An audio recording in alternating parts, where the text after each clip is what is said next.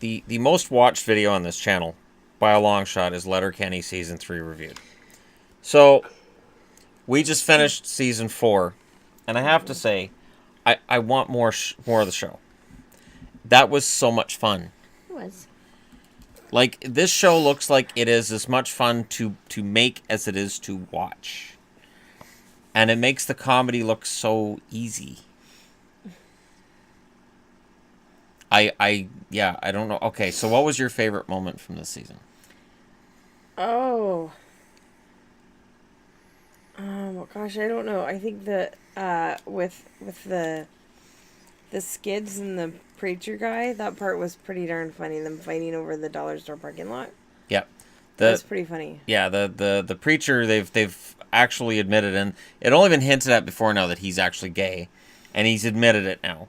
And there are some funny moments in this season of that. But as I said, the thing this episode leaves me is it leaves me wanting more, and that's a good thing. So, and I'm not going to spoil the end of the season for anybody, but it again leads to a cliffhanger. Yeah. And you ask yourself, does Wayne know what he's doing? He's a boy, of course not. There, answered it for you. I love Tanis. I do. I don't know what it is about Tanis. She's a girl? No, because while Katie's cute and Wayne's ex, you notice she showed up at the end there. The fifth girl was Wayne's ex. She's, anyways. But just Tanis, there's just something about the actress or the character or something. Mm-hmm. It's just different. There's a lot of wordplay in this season. Oh yeah, a ton. Yes. And I'm not sure how much of it is. You almost feel like some of it might be improv. Maybe some of like when they go into their rhyming or when they use a certain word. And it's like I get the feeling where like they use the same word. Yeah, I get the feeling like there's 15 or 16 different things said by each person, and then they only use the best 5 or 6. That could be. But it feels like they're just pinging off of each other. And some of them are definitely, I think you would have to plan. Yes. Because they're so well thought out. They're not just little words. Yeah. Like the one where the open was the little Moist. Poems. No, that I could see that being at the spur of the moment, them just thinking of a word, something. So when Derry and Wayne... Like they could have an idea. When Daryl and Wayne are doing the poems and Dan's doing the poem. Well, they all did one. Yeah.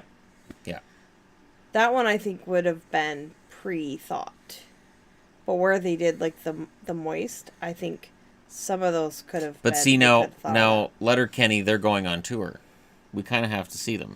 That would be really fun. Although it is just...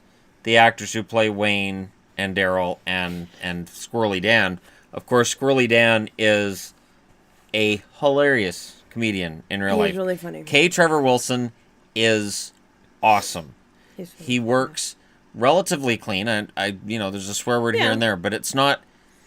There's comedians that just use the comedians that use constant cursing and swearing and or sexual humor with nothing behind it. Right, yes. Don't impress me. Like, George Carlin was very offensive, but he was also very insightful and very intelligent. And he would use really nasty remarks to get at people's attention and then bring his point home.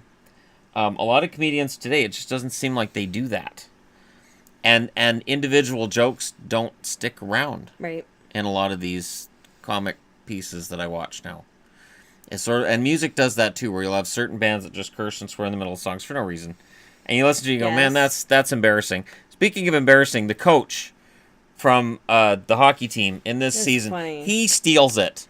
He's so funny. He is great. And when he's on the golf course and he's angry and he says, "Bring it," and his caddy brings in a garbage can for him to kick. Oh, I don't know if I've ever laughed that hard next to you. I don't think I have, because at my work, when I worked at Advantage Foods. And I get really angry. I would say to a friend of mine who also watched Letterkenny, I'd say, "I'm really angry. Can you bring over a garbage can. I got to kick a garbage can.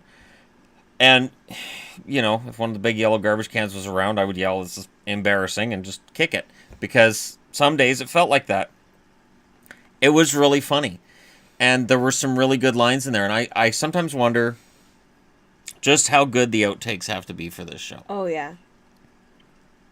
The outtakes have to be awesome. And there is a version of this, too, on Crave, where they have, like, the commentary of everybody. Yeah. So you watch every episode with their commentary. And I think that would be interesting to watch. Because there'd be probably a lot of behind-the-scenes stuff that's good. Roald eats up any scene that he's in. He's my favorite. He is really funny. And Stuart is really funny in this season as well. Stuart!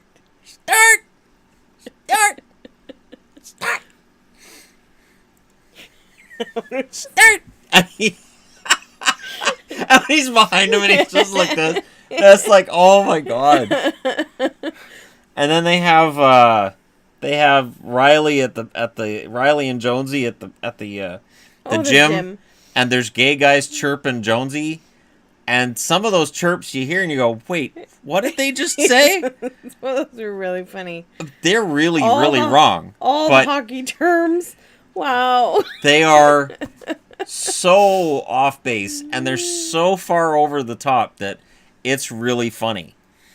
And again, they're offensive terms being used, but because there's a funny joke behind it, and because we've spent the first 3 seasons listening to Riley and Jonesy talk to women like this, it is hilarious to hear 2 guys talking to Jonesy like that, and Jonesy just the whole time, like he doesn't know what's going on. The McMurrays, the most disturbing episode, features McMurray in a Speedo. Yeah.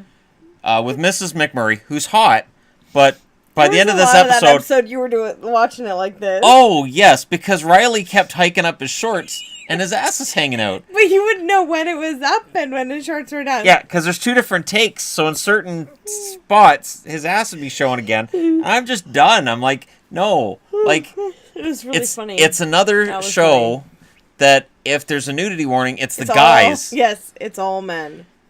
You know, Katie in the scene. You know, they're in the hot tub. Katie's wearing a one-piece. She's got everything covered. You never get a good look at her, and then she's outside fully dressed. But yeah, McMurray, he's got the Speedo on, and they can just show that and make that front and center a bunch. Wow. And Tanis, she's fully dressed through the entire series. She goes to the party, and she's like, I'm not getting in the hot tub, so bye. And that's it. She's the smartest one in the bunch. Squirrely Dan, we see him in a bathing suit. Goodness. But it's really funny. That was really funny. I'm looking forward to season 5 already. I am hoping that because it's 6 episodes. Season 3 was funnier though. Yes. Season 3 was funnier. There's some parts of season 4 where it feels like they're padding out the runtime. And that maybe they need a break. Maybe that's why they're doing this tour, to kind of refuel and get new ideas and get it going again. Because in terms of what actually happens this season, it's not much. No. There really isn't any seismic shift on this show this season. No. There's nothing big that happens. And I know it's a small town and nothing big happens in a small town. But there's very, very little that actually takes place that changes anything. At the end of this season, you're kind of where you started. So if you're wondering about how the whole fight thing happens at the end of series 3 and what happens there, they kind of gloss it over. Yeah. Kind of like, the fight was months ago. And it's like, oh, okay. I think the fact that they were in the snow in season 3 helped. It made for some fresh jokes, and being back in the spring, it does kind of, and yet I'm wondering about time of year too, because Modine wasn't in it as much. No, they didn't have a lot to do at Modine's, and she's so funny. You mean Gail? That runs Modine's. Yes. Gail is funny. Gail at the talent show is and Katie knowing all the words is awesome. Oh my gosh. It is worth watching the season for that alone. That was so funny. For Gail at the talent show. And that's pretty scary and funny at the same time. Everything she does is pretty scary. The role of Gail, originally they intended to give it to an older actress, and she didn't suit anything that they wanted, but she came in and she read for it and she took it and she stole it. And she is absolutely hilarious. She is really funny. She is really hilarious. And, you know, when the McMurrays, it becomes obvious that they swing, she's the only one who goes, all right. Here's my rules. And, yeah, and it's just, yep, done. And you're thinking, yeah, that makes sense. I'm just surprised it took that long for that to happen. My safe word. Gail's humping everything that moves, or doesn't, through the whole series. The bar, glasses, doesn't matter. Anything.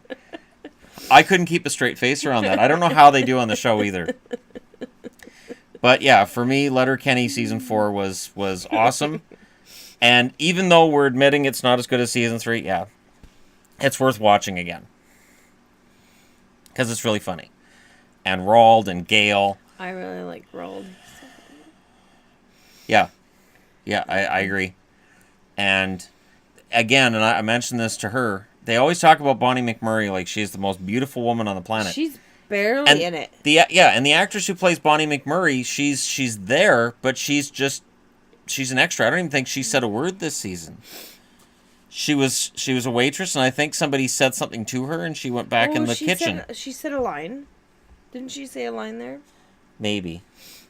I think she was. But it's funny because they build her up like she's the most beautiful woman in town, and yet nothing. She's just sort of there. And I thought it was funny, too, that McMurray refers to her as his little sister, but I thought they'd established the first season that was their daughter. I don't know. I thought that was really weird. Because he's like, oh, my sister. And it's like, that's your sister? Oh, okay. Because remember when they did the talent show, or not the talent show, the take on the Dragon's Den? Oh, and they're like, did you do this? Did you do this? Yep. And I thought that established like a parent-daughter relationship. And it felt to me like, oh, now they're brother and sister. And maybe I missed something. But that was what I thought. But, yeah. They take Mrs. McMurray, who's the only one you see in a two-piece bathing suit. And by the end of the episode, you really don't want to see her anymore. Because they've really... It's like they take it and they go, okay, here's an attractive woman. We're going to put her out there. And we're going to make it so that the audience realizes she's attractive and doesn't want to see her anymore. It's an amazing feat that they managed to pull off with her. I don't think we need to rate this out of 10 because it's a series. Yeah. But we both recommend it. So if you're in Canada and you can get it, get it. If you're in America and you can't, too bad for you. Or find a Canadian friend somewhere who can buy the series and send it to you. Or there you go. There's torrents and there's usually YouTube videos of the series. And the guys who run the series have a YouTube channel. And they're big on promoting the show. And there's usually a lot of free content on their channel for Letterkenny. And they're great. And it's the guys who play Wayne and Daryl are the ones that run the show. Right. And that might be why Wayne is the one that every woman in town wants to sleep with except his sister. Because, you run the show, you write the scripts.